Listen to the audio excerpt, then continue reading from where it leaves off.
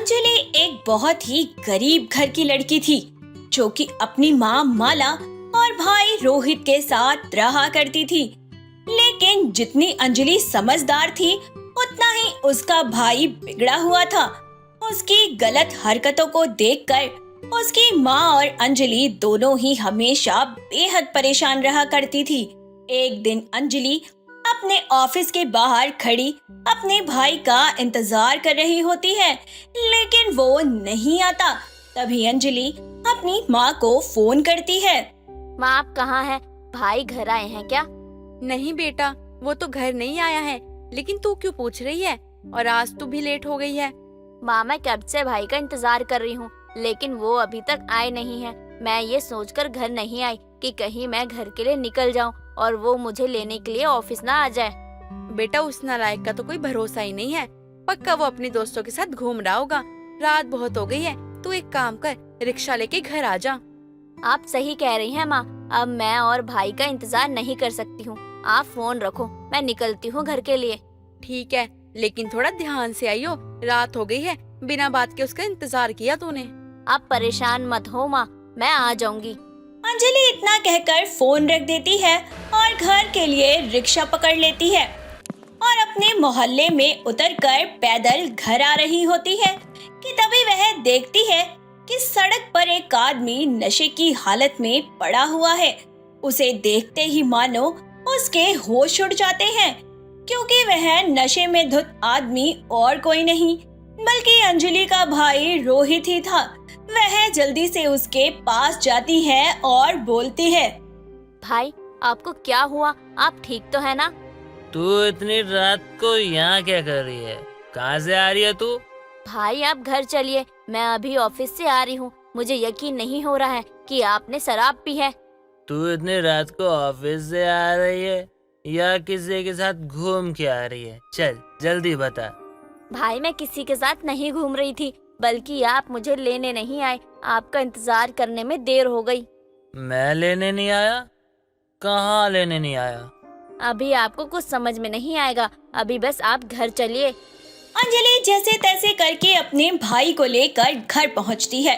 तभी उसकी माँ अपने बेटे को नशे की हालत में देखकर गुस्से से आग बबूला हो जाती है और अपने बेटे को एक करारा थप्पड़ मारती है, जिस कारण वह दोबारा से बेहोश होकर जमीन पर गिर जाता है। अंजलि उसे उठाने लगती है।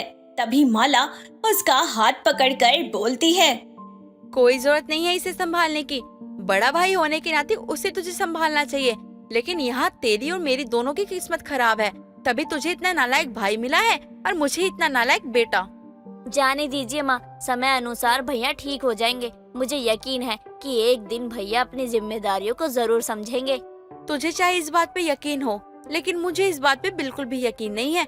मुझे तो दिन रात इसकी शादी की चिंता खाई रहती है। माँ, आप मेरी शादी की चिंता छोड़ दीजिए। जब होनी होगी तब हो जाएगी, और अगर मैं चली गई तो इस घर को कौन संभालेगा? तेरे जाने के बाद ये घर तो राम भरोसे ही चलेगा, क्योंकि मुझे नहीं लगता कि ये लड़का कभी कोई जिम्मेदारी उठाएगा। माला इतना कहकर वहाँ से चली जाती है। अगले दिन सुबह जब रोहित को होश आता है तो वह अपने आप को जमीन पर पड़ा हुआ पाता है। उसके सर में बहुत ज्यादा दर्द हो रहा था। फिर उसे अचानक याद आता है कि कल शाम उसने बहुत ज्यादा शराब पी ली थी। वह तुरंत अपनी माँ के पास जाता है और बोलता है, माँ, सच सच बताओ, मुझे घर पे कौन लेकर आया है? तेरी बहन तुझे लेकर आई थी जब तू नशे की हालत में सड़क पे पड़ा हुआ था। बेचारी की तो किस्मत ही खराब हो गई है तेरे जैसा भाई पाकर। माँ, कल जानबूझ के नहीं पिया था, वो दोस्तों ने ना जबरदस्ती पिला दी थी। मैं आगे से ऐसा कुछ नहीं करूँगा। तुझे जरा सा भी अंदाजा है? कल तेरे चक्कर में बहुत देर हो गई उसे ऑफिस से आने में। वो कितनी देर तक बाहर खड़ी थी। अगर कल उसके साथ कुछ हो जाता तो क्या तू अपने आप को माफ कर पाता? जिस उम्र में उसे शादी करके अपने ससुराल में जाना चाहिए, उस उम्र में वो बेचारी मायके की जिम्मेदारियां निभा रही है, क्योंकि उसका बड़ा भाई नालायक है। माँ, मुझे माफ कर दीजिए, मुझसे बहुत बुरी गलती हो गई। मैं आगे से ऐसा कुछ नहीं करूँगा जिसके कारण मेरी बहन को या आपको कोई तकलीफ हो। मैं मेहनत करूँगा और घर की सारी जिम्मेदारी उठाऊंगा। इससे अच्छी बात क्या ही हो सकती है? तू समय रहते अपनी जिम्मेदारियों को समझ गया है। मैं तेरे इस बदलाव को देखकर बहुत खुश हूँ। ठीक है माँ, आप एक काम कीजिए, आप नाश्ता बना दीजिए। मैं नौकरी ढूंढने आज से ही जाऊंगा और अंजलि को भी ना समय से ले आऊंगा। ठीक है बेटा, अभी बना देती हूँ, तू जाके तैयार हो जा। माला इतना कहकर खुशी खुशी रसोई में जाती है और अपने बेटे के लिए नाश्ता तैयार करके ले आती है। कुछ देर बाद रोहित नाश्ता करके नौकरी की तलाश में निकल जाता है। बहुत ढूंढने के बाद भी उसे कोई नौकरी नहीं मिलती। शाम को वह अपनी बहन के ऑफिस के बाहर पहुंचता है। कुछ देर बाद अंजलि ऑफिस से बाहर आती है और अपने भाई को देखकर हैरान हो जाती है और बोलती है, भाई आप यहाँ, वो भी टाइम से पहले, मुझे तो यकीन ही नहीं हो रहा। बहन मुझे माफ कर दे, कल मेरे कारण तुझे कितनी दिक्कत परेशानी हुई, लेकिन अब जाके मुझे ये बात समझ में आ चुकी है। हमारे पास जब पैसे होते हैं ना, तभी दोस्त यार रिश्तेदार सब साथ होते हैं, और जब पैसा ना हो तो सब चले जाते हैं। बस साथ होता है तो परिवार। अब मैं कोशिश करूंगा कि खुद को बदल दूं और अपने परिवार को खुश रखूं। अब मुझे नौकरी मिल जाएगी ना, तो तुझे नौकरी करने की जरूरत भी नहीं पड़ेगी। मुझे यकीन था भाई, एक दिन आप बदल ही जाओगे। रोहित दिन रात मेहनत करके अपने लिए नौकरी ढूंढ लेता है और समय के साथ अपनी बहन के लिए एक अच्छी और अमीर लड़के को देखकर उसकी शादी करवा देता है और अपने घर की सभी जिम्मेदारियों को बखूबी निभा रहा होता है। ऐसे ही एक दिन अंजलि की सास गायत्री उससे बोलती है, बहू, तुझे तेरा भाई कब लेने आ रहा है? तुझे पग फेरों के लिए अपने घर जाना होगा। माँ जी आज शाम को आ रहे हैं, उनका अभी कुछ देर पहले ही फोन आया था। ठीक है बहू, अपना ख्याल रखियो और जल्दी वापस आ जाइयो। तेरी भी किस्मत खराब है, तेरा पति काम के चक्कर में बाहर चला गया, तू अकेली रह गई। अगर तेरी पग फेरे की रस्म नहीं होती तो मैं तुझे तेरे पति के ही साथ भेज देती। कोई बात नहीं माँ जी, इसी बहाने मुझे आपके साथ समय बिताने को मिल जाएगा। बहू, जब तू अपनी पैकिंग करके फ्री हो जाए तो मेरे कमरे में आ जाइयो। जी ठीक है माँ जी, आ जाऊंगी। गायत्री वहाँ से चली जाती है। कुछ देर बाद अंजलि अपनी पैकिंग करके अपने सास के कमरे में जाती है और गायत्री उसे ऊपर से लेकर नीचे तक सोने में पीला कर देती है। तभी अंजलि बोलती है, माँ जी आप मुझे इतना सारा सोना क्यों पहना रही है? मुझे इतने गहने पहनने की आदत नहीं है। लेकिन बहू, जब तक तू अपने घर में रहेगी ना, तो तू यही गहने पहन के रही हो। आखिर उन्हें भी तो पता चले तेरी शादी कितने बड़े घर में हुई है। अंजलि अपनी सास की बात काट नहीं पाती है। कुछ देर बाद रोहित अंजलि को लेने के लिए उसके ससुराल पहुंचता है। अंजलि को सोने में यूं पीला देखकर रोहित की आंखें खुली की खुली रह जाती हैं और उसके मन में फिर से पुराना लालच का दीपक जल जाता है। रोहित अंजलि को लेकर घर आ जाता है, लेकिन उसकी आंखों में अंजलि के सोने की तस्वीर बस गई थी।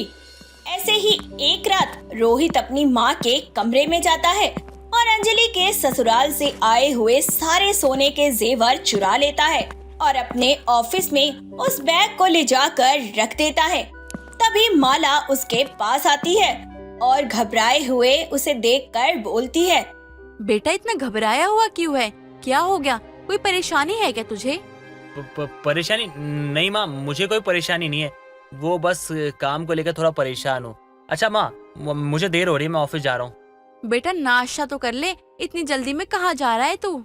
रोहित किसी की नहीं सुनता है और अपनी बहन के ससुराल का सारा सोना बेचकर पैसे ले लेता है। वहीं दूसरी तरफ अपने ससुराल के गहने ना मिलने पर अंजलि की सास उसे बहुत खरी खोटी सुनाती है, लेकिन माला को अपने बेटे पर शक हो गया था और वह उसके आते ही उसका बैग चेक करती है, जिसमें कि बहुत सारे पैसे थे और सबके सामने उसका सचा जाता है। अपने भाई के लालच के चलते एक झटके में अंजलि का बसा बसाया ससुराल उजड़ जाता है और उसे गहनों से भी हाथ धोना पड़ता है।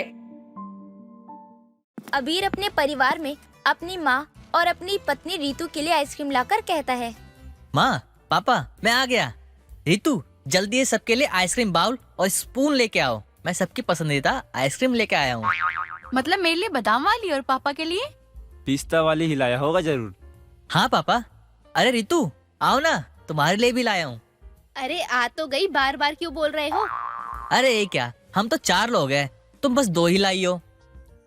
अभी सारे बर्तन साफ करके आई हूँ, अब और बर्तन करूँ ताकि इनकी आइसक्रीम के बर्तन में घिसती ही रहूं। वो हम दोनों एक ही कटोरी में खा लेंगे, माँ जी और पापा जी वो भी एक में ही खा लेंगे। अरे वाह बहू, ये तो बहुत ही अच्छा आइडिया दिया तूने। और ऐसे करने से हम दोनों का प्यार और भी ज्यादा बढ़ेगा, और तुम दोनों का भी। क्यों, सही कहा ना मनोरमा? अरे मोहन, आप भी पागल हो गए हैं क्या? बच्चे हैं, अरे बहू का तो लिहाज करिए। हाँ, सॉरी सॉरी। अरे आइसक्रीम पिघल रही है, अभी इसमें सबके लिए कर दीजिए। अरे तुम नहीं कर सकती क्या? मैं भी तो थक कर आया हूँ। अरे तो मैं भी तो काम करती हूँ। रीतू की बात सुनकर अबीर बाउल में आइसक्रीम निकालता है, जिसके बाद सभी एक ही स्पून से एक दूसरे को खिलाते हैं। जब खाना खाने के बाद मनोरमा उठती है तो वो गिर जाती है, तभी मोहन उसे संभाल लेता है। दोनों एक दूसरे की आंखों में खो जाते हैं। ये देखकर अबीर ताली बजाकर कहता है, अरे वाह, आप दोनों आज भी रोमांटिक हैं। पापा, आपकी हड्डियों में आज भी जान है। हाँ, तेरे पापा तो अभी तक जवान हैं। ये आप क्या कह रहे हैं जी? बच्चे हैं, छोड़िए मुझे। चलो जाओ, अब सो जाओ, रात हो गई है। इतना टाइम हो गया लेकिन माँ जी पापा जी को अभी तक शर्म नहीं आती, अब भी जवानी भरी पड़ी है। तुम ऐसा क्यों बोल रही हो? मैं भी तुम्हें प्यार करता हूँ, लेकिन पता नहीं तुम्हें हर वक्त मुझसे कांटे क्यों छुपते रहते हैं। अब तो टाइम भी हो गया, बेबी प्लान कर लो, या सामने से मम्मी पापा आके कहेंगे तब करेंगे। तुम पहले अपनी पोस्ट सैलरी को बढ़ाओ, इन 40,000 में कुछ नहीं होगा। ये भी इनफ है, आगे जाकर और बढ़ जाएगी। तुम्हारे तो हाथ में 1 लाख भी लाकर रख दूं तो भी तुम संतुष्ट नहीं हो। अब हो गया तुम्हारा लेक्चर, तो सो जाओ। रीतू और अबीर ने देखा अपने मम्मी पापा को इस उम्र में भी वो नए कपल्स की तरह एक दूसरे के साथ टाइम स्पेंड करते हैं, और ऐसा बॉन्ड उन दोनों में अब भी था। वक्त बीतता है, ऐसे ही एक शाम मनोरमा का जी बहुत घबरा रहा था। तभी वो नींबू चाट लेती है, उसे ठीक लगता है, लेकिन कुछ देर बाद वो उल्टी कर देती है, जिसके बाद उसकी तबीयत खराब होती है। तभी मोहन कहता है, अरे तुम्हारी तबीयत अचानक से ऐसे कैसे हो गई? कुछ उल्टा फुल्टा खा लिया था क्या? अरे नहीं जी, पता नहीं क्या हो रहा है, कल से ही मचल रहा है जी मेरा। आप डॉक्टर के पास चलिए मेरे साथ। हाँ, चलो चलो। मोहन मनोरमा को बोलकर अपनी पत्नी को डॉक्टर के पास ले जाता है, जहां डॉक्टर उसका चेकअप करता है, और कुछ देर बाद डॉक्टर उन्हें रिपोर्ट्स बता देता है, जिस बात को सुनकर वो शॉक हो जाते हैं और हॉस्पिटल से निकलकर बाहर एक बेंच पर आकर बैठ जाते हैं। आखिर ऐसी क्या बात होगी, जानने के लिए मनोरमा से ही सुनते हैं। सब तुम्हारी गलती है। अरे तुम्हें खुद पे कंट्रोल नहीं होता है क्या? अब क्या मुंह दिखाऊंगी मैं घर जाके बच्चों को? ऊपर से उस दिन तुमने कहा था तुम अभी तक जवान हो और हड्डियों में भी जान है तुम्हारे। अरे मनोरमा, मुझे बिल्कुल भी नहीं पता था कि ऐसा कुछ हो जाएगा। तुम तो रहने ही दो, मुझे बहुत गुस्सा आ रहा है तुम पर। अरे जिस उम्र में हमें पोता पोती खिलाने चाहिए, उस उम्र में तुमने मुझे माँ बना दिया। अपने 23 साल के बेटे के लिए एक छोटा सा भाई या बहन लाने वाली हूँ। सुनने में कितना अजीब सा लग रहा है। अब तो मेरा मन ही नहीं कर रहा कि मैं घर जाऊँ। मोहन, हमें ये बच्चा नहीं चाहिए, इससे तो अच्छा मैं। पागल हो क्या मनोरमा? मानता हूँ गलती हो गई मुझसे, लेकिन भूलकर भी ऐसा दोबारा मत सोचना। डॉक्टर ने कहा है कि तुम बच्चा अबॉर्ट नहीं कर सकती, इससे तुम्हारी जान का भी खतरा हो सकता है। अजी तो मैं क्या बोलूं, सब क्या सोचेंगे कि 50 की उम्र में दादी बनने की जगह माँ बन रही हूँ फिर से। सब मोहल्ले की औरतें मेरा मजाक उड़ाएंगी और ये कहेंगी कि देखो उसकी सास 50 की उम्र में भी गर्भवती हो गई। कोई बात नहीं, तुम इस हालत में टेंशन मत लो। हम घर चल रहे हैं ना, तो हम बता देंगे बच्चों को। ये बोलकर मोहन मनोरमा को थोड़ा सहारा देकर शांत करवाता है, उसे समझाता है, और घर जाकर जब अबीर पूछता है तो मोहन और मनोरमा दोनों सबको सब कुछ बता देते हैं, जिसको सुनकर अबीर और रीतू शौक में आ जाते हैं और कहते हैं, क्या माँ जी, आपका दिमाग तो ठीक है, ये आप क्या कह रही हैं? अरे मैंने आपको नन्ना मुन्ना लाकर नहीं दिया तो आप खुद करने के लिए निकल गई। अरे माँ जी, आसपास के लोग क्या बोलेंगे ये तो सोचिए। पापा, आपने ऐसा क्यों किया? देख बेटा, तू ऐसे गुस्सा मत कर, अपनी माँ की हालत को भी समझ। और हमने ये जानबूझकर नहीं किया, बस गलती से हो गया। और तुझे बता दिया है, ये नन्ना मेहमान हमें लाना ही होगा। वाह, अब और खर्चा बढ़ गया तुम्हारे सर पर। माँ जी को मेरा ख्याल रखने की जगह मुझे उनका गर्भवती वाला ख्याल रखना पड़ेगा। बस रितु, बहुत हो गया, अब तुम और नहीं बोलोगी। अब जो है सो है, मेरी माँ का ख्याल तुम्हें ही रखना होगा। अब कोई ताना नहीं दोगे किसी को। भूलो मत, माँ की तबीयत अभी सही नहीं है। जाओ, उनके लिए बादाम वाला दूध लेके आओ। जा रही हूँ। थैंक यू बेटा। कोई बात नहीं पापा, मैं आप दोनों के साथ हूँ। ऐसे ही 4 महीने बीत जाते हैं। सोफे पर बैठी मनोरमा रितु को आवाज लगाकर कहती है, रितु, अरे ओ रितु बहू, इसके पापा जी हमारे बच्चे की ताकत के लिए और स्वास्थ्य के लिए देकर गए हैं। अरे बहू, ला दे दे। बहू के समय ये बच्चा पैदा कर रही है। मैं आधी कटोरी काजू बादाम ले लेती हूँ और इनको 7-8 काजू बादाम दे देती हूँ, ये ठीक रहेगा। रितु अपनी सास को वो काजू बादाम जाकर देती है, जिसे देखकर मनोरमा आपत्ति जताते हुए कहती है, बहू, तेरे पापा जी इतने ही देकर गए थे क्या? इतने से क्या होगा? माँ जी खा लीजिए, यही बहुत है आपके लिए। बाकी के काजू बादाम आपको हलवे में डालकर खिला दूँ। जरूर इसने अपने लिए बचा लिए होंगे। काजू जाकर छुपा देगी और बाद में फिर बैठ के खाएगी। ला, यही दे दे। और सुन बहू, शाम को पालक की सब्जी बना दियो, जो बच्चे के स्वास्थ्य के लिए अच्छा होता है। नहीं माँ जी, आज मुझे शाही पनीर खानी है, मैं वही बनाऊंगी। आपके लिए कल बना दूंगी मैं वो। ठीक है, बना ले। अपनी बहू की कंजूसी सहते सहते उसे 9 महीने पूरे हो जाते हैं। अचानक से मनोरमा को लेबर पेन शुरू हो जाता है।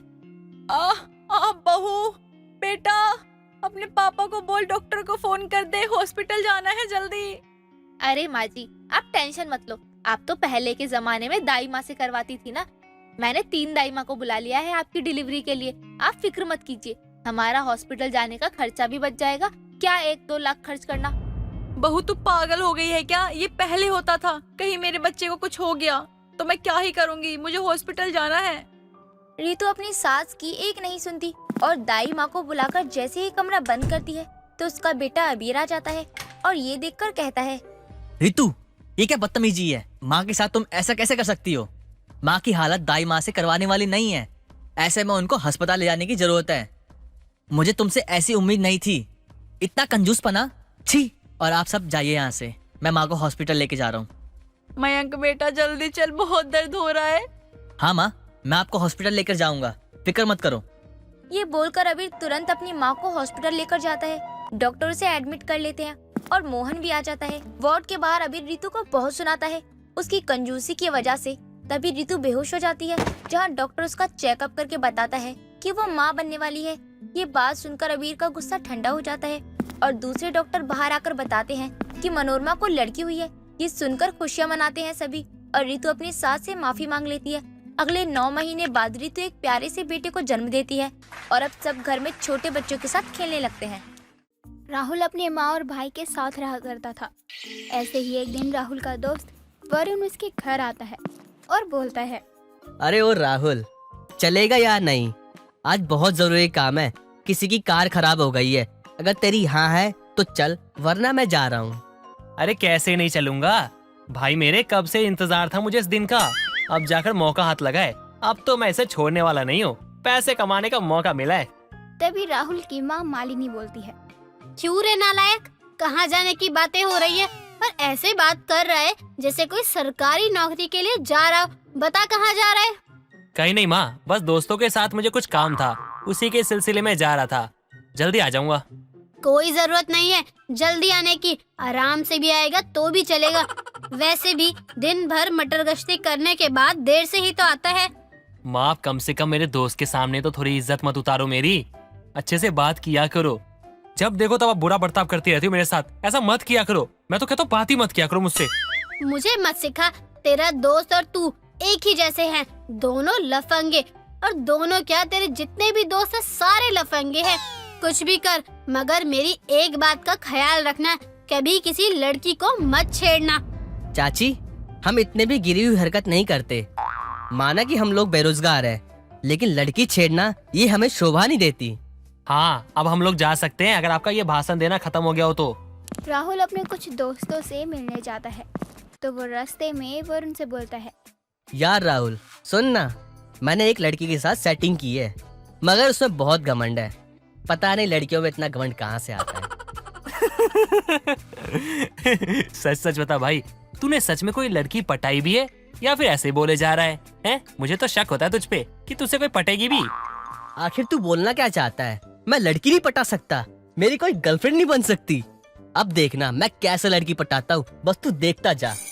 अरे भाई, तू तो गुस्सा करने लग गया। अरे मैं तो मजाक कर रहा था भाई, मुझे पता है तू दिखने में बहुत अच्छा है, तुझसे तो कोई भी लड़की पट जाएगी। नहीं, अब तो मैं एक लड़की पटा के ही रहूंगा, बस तू देखता जा। अगर तेरे में दम है तो तू लड़की पटा के दिखा। नहीं नहीं भाई, मैं ये सब नहीं करने वाला। मेरी माँ ने कहा है बदमाशी करियो बेटा, लेकिन कभी किसी लड़की की इज्जत के साथ खिलवाड़ मत करियो और ना ही किसी के साथ गलत बर्ताव करियो। तो मैं ऐसा कुछ भी नहीं करने वाला जिससे मेरी माँ को तकलीफ पहुँचे। अरे भाई, वो तो बस मैंने यूं ही बोल दिया था, तेरी माँ का मुंह बंद करवाने के लिए। जब भी देखती है कुछ ना कुछ ताना मारती रहती है। भाई वो माँ है, इसीलिए ताना देती है। चल अब तू जाकर ना कुछ भी कर, लेकिन हाँ मुझसे उम्मीद मत लगा ना कि मैं कोई लड़की पटाऊंगा। राहुल वहाँ से अपने दोस्त को छोड़कर चला जाता है। ऐसे ही कुछ दिन गुजर जाते हैं। एक दिन राहुल की माँ मालिनी उससे बोलती है, क्या बात है राहुल, कुछ दिनों से तुझे एक लड़की रोज पूछने घर आती है, कोई बात है क्या? लड़की का चक्कर तेरा है या तेरे किसी दोस्त का है? लड़की? अबे लड़की कहाँ से आ गई? माँ माँ माँ, मैंने किसी लड़की को नहीं छेड़ा माँ। माँ मैं आपकी कसम खा के कहता हूँ, मैं मेरे अंदर इतनी हिम्मत नहीं है कि मैं ये सब कर सकता हूँ। मैंने किसी लड़की को नहीं पटाया है। क्यों बेटा, तुझे लड़की पसंद नहीं है क्या जो ऐसी बात कर रहा है? मुझे तो मेरा बेटा ठीक लगता है। बिल्कुल ठीक लगता है? क्या मतलब माँ? अरे माँ मैं बिल्कुल ठीक हूँ, अंदर से भी ठीक हूँ, बाहर से भी ठीक हूँ। मुझे कोई प्रॉब्लम नहीं है, मैं मस्त हूँ यार, मुझ में कोई कमी नहीं है माँ। तो लड़की के नाम से चौंक क्यों गया? जैसे पाप कर दिया हो मैंने लड़की का नाम लेकर तेरे सामने। माँ आप ही ने तो कहा था ना बदमाशी करना बेटा, लेकिन कभी किसी लड़की को मत छेड़ना। तो बस मैं वही कर रहा हूँ जो आपने कहा है। दोनों माँ बेटे बात कर ही रहे होते हैं कि वहाँ वर्तिका नाम की लड़की आती है जो कि बेहद खूबसूरत थी। तभी वर्तिका राहुल से बोलती है, यही तो बात है जो मुझे तुम्हारी सबसे अच्छी लगी। उस दिन जब तुम्हारा दोस्त लड़की पटाने की बात कर रहा था तब तुमने उसको गलत बताकर वहाँ से चले गए। तब से मैं तुम्हारा पीछा कर रही हूँ। अरे मैडम जी, आप मुझसे मजाक कर रही हो क्या? अरे मैं गरीब हूँ, बेवकूफ नहीं हूँ जो आप जैसी अमीर लड़की को पटाऊंगा। पटाने का? अरे पागल, मैं तो बिना पटाए बन गई तुम्हारी गर्लफ्रेंड। अब बताओ, वैसे भी तुम मुझे बहुत अच्छे लगे, इसलिए मैं आज तुम्हारे पास खड़ी हूँ। ओह माँ, देख रही हो आप ये कैसी कैसी बातें कह रही है। अरे अरे मैंने ऐसा कुछ किया ही नहीं है माँ, मैं आपकी बहुत इज्जत करता हूँ, मैं आपकी इज्जत को खराब थोड़ी कर सकता हूँ। माँ मैं बता रहा हूँ माँ, ये पक्का किसी की चाल है माँ। पागल हो गया है शायद ये लड़का। चलो बेटा घर के अंदर हम बात करते हैं, इसे सोचने दो, मैं बाद में समझाऊंगी इसे। हाँ माँ जी चलिए, अब इनको विश्वास ही नहीं हो रहा है तो हम क्या करें। बिन पटाए गर्लफ्रेंड मिल गई तो उसकी कदर ही नहीं है इनको। मालिनी और वर्तिका दोनों घर के अंदर चले जाते हैं और राहुल बाहर खड़ा होकर अपना सर खुजाने लगता है। कुछ देर बाद वो अपने दोस्त से मिलने चला जाता है। तभी मालिनी वर्तिका से पूछती है, बेटा सच में क्या तुम मेरे नालायक बेटे से प्यार करती हो? मुझे विश्वास ही नहीं हो रहा कि आखिर तुमको ये नालायक पसंद कैसे आ गया। माँ जी मैं मानती हूँ कि आपका बेटा नालायक है, लेकिन इसके दिल में लड़कियों के लिए बहुत इज्जत है। बस यही बात मुझे इनकी बहुत पसंद आई। अच्छी बात है, लेकिन तुम इतनी अमीर हो, दिखने में भी बहुत खूबसूरत हो, आखिर तुम्हारे पास किसी चीज की कमी नहीं है, तुम्हें तो कोई भी हीरो जैसा लड़का मिल जाता। मिल तो जाता लेकिन मिला तो नहीं ना। वैसे भी दिखने में हीरो हो, उस इंसान का क्या करूं? आपका राहुल किसी हीरो से कम है क्या? वर्तिका एक अमीर घर की लड़की थी। ऐसे ही एक दिन वर्तिका अपने कुछ दोस्तों के साथ घूमने गई हुई थी। तभी उनका कार खराब हो जाता है। उसी कार को बनाने राहुल और वरुण आया हुआ था। तभी वर्तिका ने उसकी और वरुण की सारी बातें सुन ली। राहुल की बात सुनकर वर्तिका राहुल को चाहने लगी थी। वर्तिका और मालिनी बातें कर ही रहे होते हैं कि तभी राहुल वरुण को लेकर घर आता है और बोलता है, देखो माँ वरुण आया है, अब ये बताएगा मैं इस लड़की को जानता हूँ या नहीं। तो मैंने कब कहा कि तुम या तुम्हारा दोस्त मुझे जानते हो? मैंने कहा है मैं तुमसे प्यार करती हूँ बस। अरे वाह, क्या बात है राहुल, लड़की पटाकर गर्लफ्रेंड भी बना ली, लेकिन अपने जिगरी दोस्त को तू बताया तक नहीं। वाह भाई क्या बात है, बहुत खूब। अबे भाई मेरी बात समझ, मैंने किसी को नहीं पटाया है, ये तो बिन पटाए आ गई। एक बात बता, आज तक मैं तुझे कभी छोड़ के अकेला कहीं गया हूँ क्या? बस करो तुम दोनों। और राहुल, तुझे जब बिना पटाए गर्लफ्रेंड मिल गई तो क्यों उसकी कदर नहीं कर रहा? माँ मुझे बहुत डर लग रहा है, कहीं ये कोई भूतनी वूतनी निकली तो मैं क्या करूँगा? नहीं, मुझे यकीन नहीं है। मेरी किस्मत में इतनी सुंदर लड़की कैसे आ सकती है, वो भी बिना पटाए? कुछ हजम नहीं हो रहा मुझे। मत करो विश्वास, फिर जब मैं किसी और की हो जाऊंगी तो पछताते फिरोगे कि एक गर्लफ्रेंड मिली थी लेकिन हाथ से निकल गई अपनी गलती की वजह से। ये बात तो आप सही कह रही हो भाभी। भाभी? अबे पागल हो गया, क्या बोले जा रहा है भाई? भाई किसकी भाभी, कौन सी भाभी? पागल हो गया है क्या? क्या कुछ भी बोले जा रहा है तू? राहुल को भरोसा नहीं हो रहा था कि ये इतनी अमीर और सुंदर लड़की उससे प्यार करती है। ऐसे ही कुछ दिन और बीत गए और अब धीरे धीरे राहुल को भी भरोसा हो गया था कि वर्तिका भी सच में राहुल से प्यार करती है। ऐसे ही एक दिन राहुल वर्तिका से पूछता है, मुझे आज भी यकीन नहीं हो रहा कि तुम बिना पटाए गर्लफ्रेंड बन कैसे गई मेरी। अच्छा मेरा छोड़ो, तुम मेरे प्यार में गिरी तो गिरी कैसे? मतलब पागल वागल हो क्या? गिरी नहीं हूँ मैं तुम्हारे प्यार में, मैंने सोच समझकर तुमसे प्यार किया है। वैसे भी तुम जैसे लड़के अब मिलते ही कहाँ हैं जो लड़कियों की इज्जत करते हैं। क्या तुम मुझसे शादी करोगी वर्तिका? देखो मैं तुम्हें दुनिया की सारी खुशियाँ ला के नहीं दे पाऊंगा, लेकिन हाँ कभी तुम्हारी आंखों में आंसू नहीं आने दूंगा। बस यही बात तो तुम्हारी बहुत अच्छी लगती है मुझे। जो सच लगता है ना, बस कभी किसी लड़की के बारे में गलत मत बोलना, ना ही गलत सोचना। दोनों ही ऐसे मिलते रहते हैं और कुछ दिनों बाद दोनों की शादी हो जाती है, दोनों के परिवार की रजामंदी के साथ, और दोनों साथ साथ बहुत खुश रहते हैं। आखिर बिना पटाए बनी गर्लफ्रेंड ने राहुल का साथ बहुत बेहतरीन दिया। आरती दिखने में बहुत खूबसूरत थी, लेकिन एक कमी के कारण उसे हमेशा लड़के रिजेक्ट किया करते थे। एक दिन आरती अपनी माँ से कहती है, माँ देखो ना मेरे कान कितने छोटे हैं और हमेशा लड़के वाले मेरे कान की वजह से मुझे रिजेक्ट कर देते हैं। आप मुझे अब बड़े झुमके दिलाओ ना, वरना मेरे कान बड़े करवा दो। कुछ भी करो लेकिन कर दो। कैसी पागलों वाली बात कर रही है तू? पागल तो नहीं हो गई है? तुझे पता है मेरी शादी से पहले मुझे 10 लड़के देखने आए थे और सबने ही मना कर दिया था। फिर तेरे पापा आए और मुझे पसंद कर लिया, फिर हमारी शादी हो गई। माँ आप कितनी बार झूठ बोलोगी? पहले कुछ और कहानी बनाती हो, फिर उसके बाद कुछ और कहानी। कभी तो आप एक ही कहानी बताया करो। बेटा निराश नहीं होते, तेरी भी शादी जरूर होगी, भले ही उसमें वक्त लगेगा। हाँ तब तक मैं छोटी कान वाली लड़की ऐसे ही वर्ड सुनती रहूं। वाह माँ क्या बात है, आपको अपनी बेटी पर जरा भी तरस नहीं आता है। ठीक है चल तुझे कुछ बड़े झुमके दिलवा दूं ताकि तुझे कोई कुछ कहे ना। सुनीता आरती को बड़े झुमके दिलवा कर लाती है। ऐसे ही कुछ दिनों बाद आरती को विशाल नाम का लड़का देखने आता है और उन दोनों की शादी भी हो जाती है। शादी के कुछ महीनों तक बड़े अच्छे से दिन कट जाते हैं, लेकिन एक दिन आरती विशाल से कहती है, ए जी सुनिए ना, मुझे आपसे बहुत जरूरी बात करनी है। आपको पता है ना मैंने बहुत दिनों से कुछ खरीदारी नहीं की है। अच्छा ऐसी बात है क्या? चलो फिर कुछ शॉपिंग करवा कर लेकर आते हैं तुम्हें। अरे बीवी को भी खुश रखना चाहिए, वरना दाना पानी दोनों बंद करवा देगी ये। क्यों, सही कह रहा हूँ ना मैं? अजी ऐसा कुछ नहीं है, बस मुझे झुमके दिलवा दीजिए। बहुत दिन हो गए, एक ही झुमका बार बार पहनती हूँ ना, अब आप नए झुमके दिलवा दो।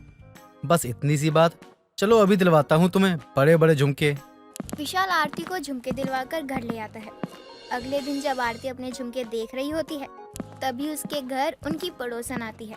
अरे विवाह, तुमने तो बहुत खूबसूरत झुमके पहने हैं, मुझे तो बड़े ही प्यारे लग रहे हैं तुम्हारे झुमके। देखकर लग रहा है बहुत हैवी होगा।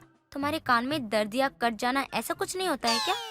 नहीं, अगर दर्द होते तो क्या मैं पहनती इतने बड़े झुमके?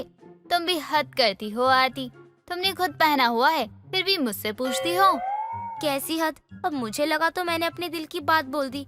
वैसे एक बात पूछूं तुमसे, ये बड़े झुमके कहाँ से लिए? मुझे भी बता दो। वो क्या है ना, मुझे भी लेने हैं, बड़े ही प्यारे हैं ये झुमके।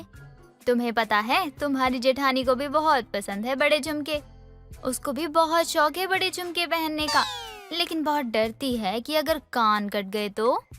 उनको बड़े झुमके पहनने का शौक है, देख कर तो कभी लगा ही नहीं। वैसे उनका सोचना भी सही है, बड़े झुमके कान खराब कर देते हैं।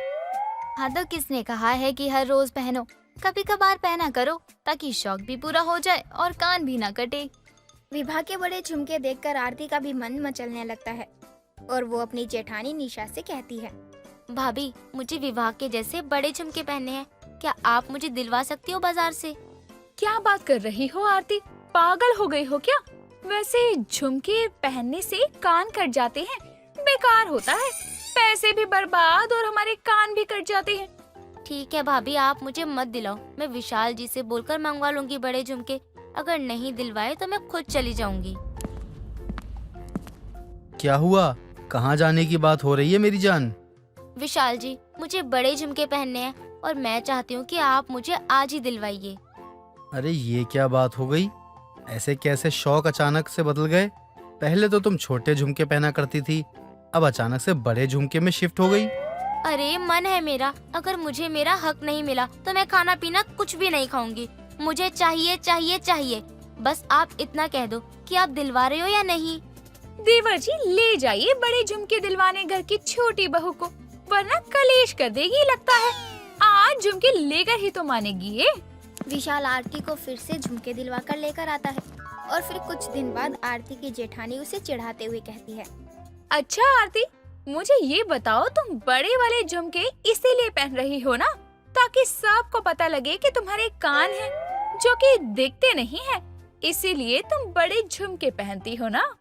भाभी, आज तक तो मुझे कभी साबित करने की जरूरत नहीं हुई, लेकिन आप जैसे कुछ लोग मिल गए ना तो उनको ही दिखाकर बोलूंगी। लो भाई, मेरे कान हैं लेकिन छोटे हैं, तभी झुमके पहनने हैं। अरे छोटी, पागल जैसी बात क्यों कर रही है? मैं तो मजाक कर रही थी। चल अब गुस्से को थूक दे और आज मैं तुझे बड़े झुमके दिलवाती हूँ। अरे नहीं नहीं, मुझे नहीं चाहिए कोई झुमका।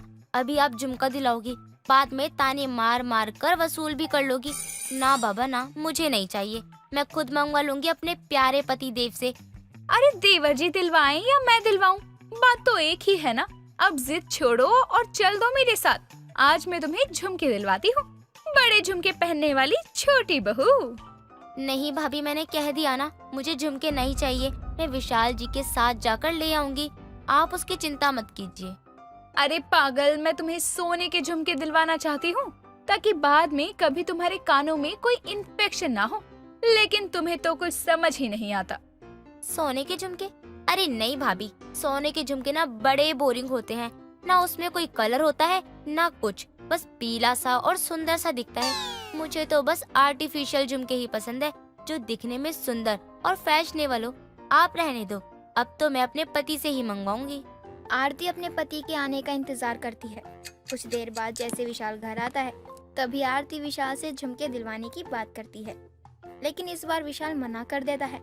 तभी रोते हुए आरती खुद से बोलती है, सब समझती हो, मैंने एक बार क्या कह दिया झुमकों के बारे में, मुझे मना कर दिया। आज तक मुझे किसी ने मना नहीं किया, अब देखना खुद के झुमके मैं खुद से लाऊंगी। क्या हो गया छोटी, रो क्यों रही हो? अब इतनी भी बड़ी बात नहीं हुई जो तुम ऐसे रो रही हो। एक झुमके के लिए ही तो मना किया है देवर जी ने। लेकिन भाभी, उनको पता है कि मुझे झुमके कितने अच्छे लगते हैं, फिर भी मेरे साथ ऐसा किया। आज के बाद मैं अपने लिए झुमका खुद से लेकर आऊंगी। मुझे लगा तुम कहोगी कि आज के बाद कभी झुमके नहीं पहनोगी, लेकिन ये तो उल्टा ही हो गया। तुम्हें कोई समझा नहीं सकता। जब तुम्हारे कान में प्रॉब्लम होगी ना, तब जाकर तुम्हें अकल आएगी। हाँ ठीक है, जब आएगी तब देखा जाएगा। अब मुझे सोचने दीजिए कि मैं कैसे नए झुमके ला सकूं अपने लिए। आरती की बात सुनकर निशा को समझ आता है कि अब तो आरती सुधरने नहीं वाली। आरती को सुधारने के लिए कुछ तो तिगड़मबाजी करनी ही पड़ेगी। अगली सुबह आरती एक झुमका अपने कान में लगाकर गाना गा रही थी। झुमका गिरा रे बरेली के बाजार में, झुमका गिरा झुमका गिरा झुमका गिरा, हाय हाय हाय।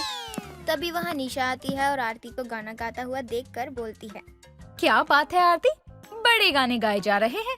और ये क्या, एक मिनट, ये झुमका तो मैंने कहीं देखा है, लेकिन याद नहीं आ रहा कहाँ देखा है। कहाँ से मिला तुम्हें ये झुमका? कहाँ मिला मतलब? मैंने खरीदा है। आपको क्या लगता है कि मैंने चोरी की है इसकी? नहीं नहीं, मैं ऐसा नहीं कह रही हूँ।